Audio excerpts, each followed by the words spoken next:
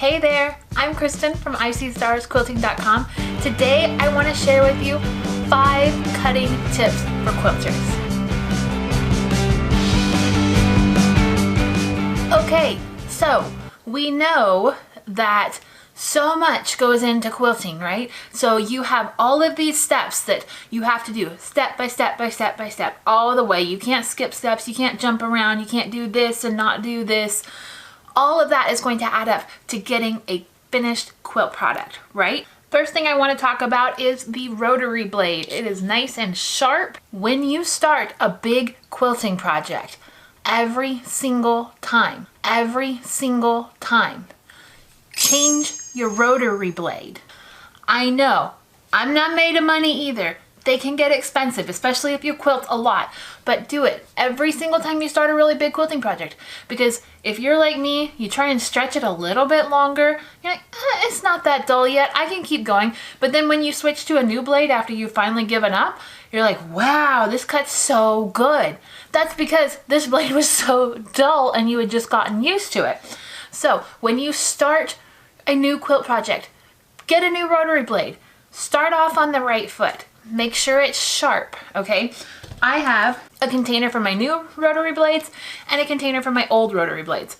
Obviously, this is just so I don't cut myself until I can dispose of them properly. Make sure you keep them separate so that you don't mix up the old ones with your new ones. You also want to make sure that your rotary cutter is comfortable.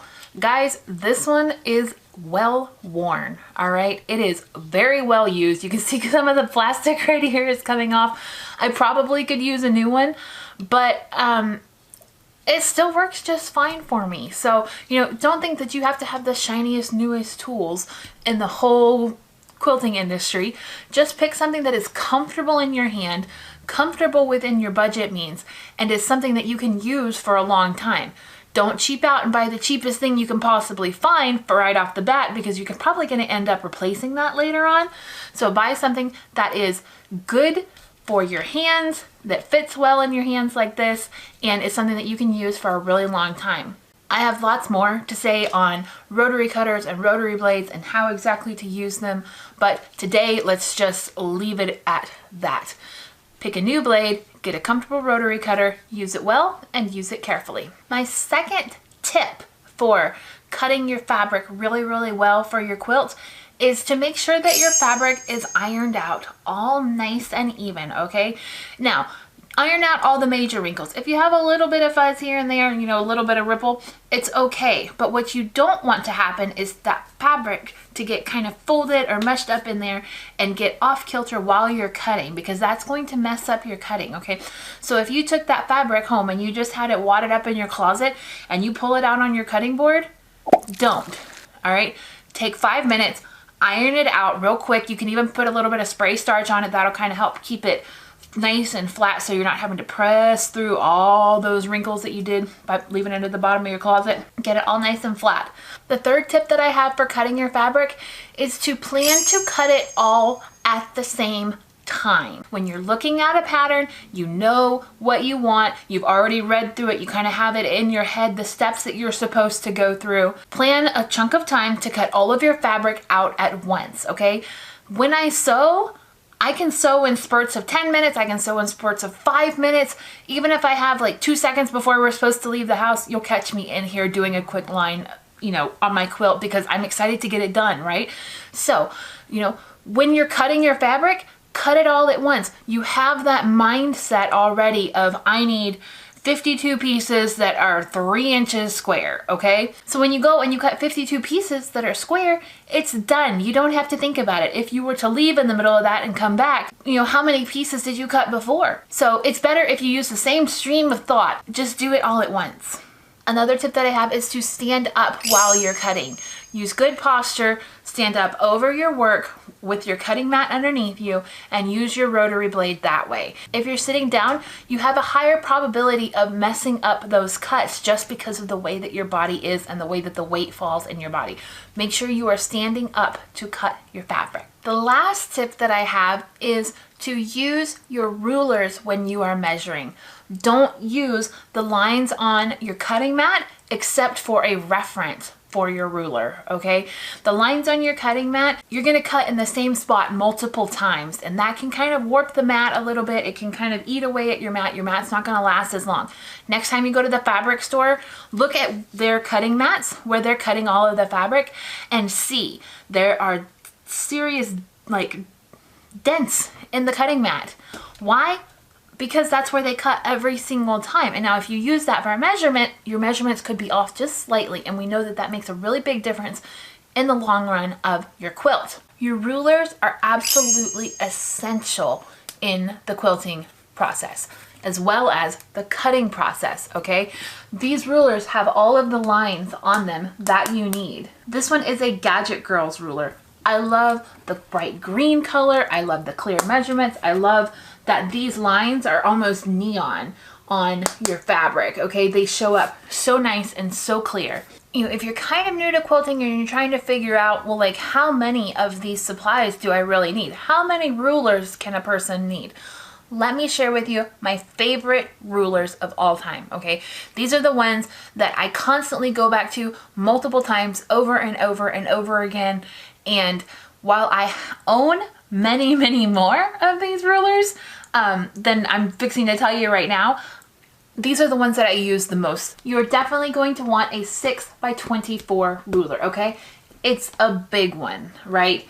This is for when you are cutting and you have the whole piece of fabric in front of you. It's going to give you a nice clean cut where you don't have to like move the ruler, cut, move the ruler and cut.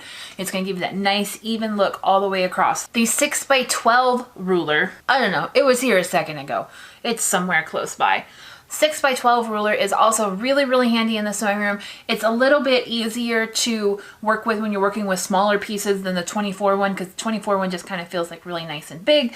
But the 6x12 ruler is a little bit easier to manage for small hands and when you're working with smaller projects. Another thing that you are going to want to invest in is square rulers. You know, take a look at the quilts that you've made and see if you kind of have a running theme. Do you use mostly 6-inch blocks? Do you use mostly 12-inch blocks? Do you use mostly 9 or 3, or this one's even a 2-inch block? Look how cute it is. It's so tiny. See what you use most in your quilts and invest in a few of these. These are really good for evening up your pieces that you have cut.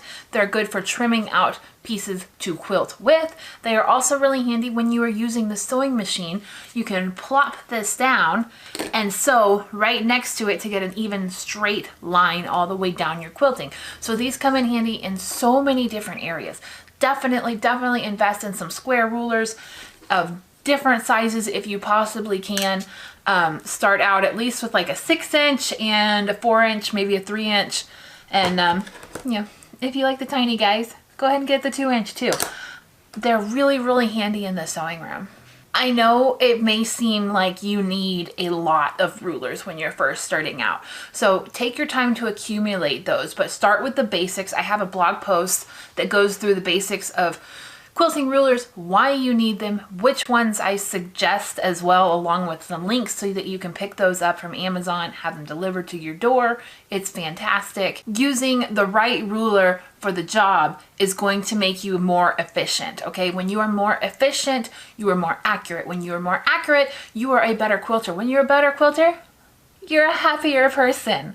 Okay, this is going to take away a lot of your frustration when your seams don't line up just perfectly because you are a hair off and you're measuring.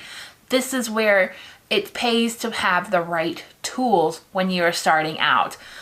Yes, you can quilt with nothing but a needle and thread, but to get the really cool modern designs that you see online and on Pinterest and the patterns that are out there right now, it pays to be efficient, and it pays to have the right tools ahead of time to, you know, give you a better opportunity to make things right the first time. I hope that gave you some ideas on some ways that you can improve your cutting as a quilter.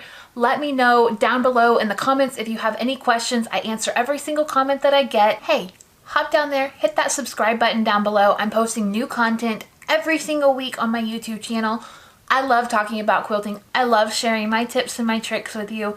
If you have any questions, please comment down below. I answer every single question that I get.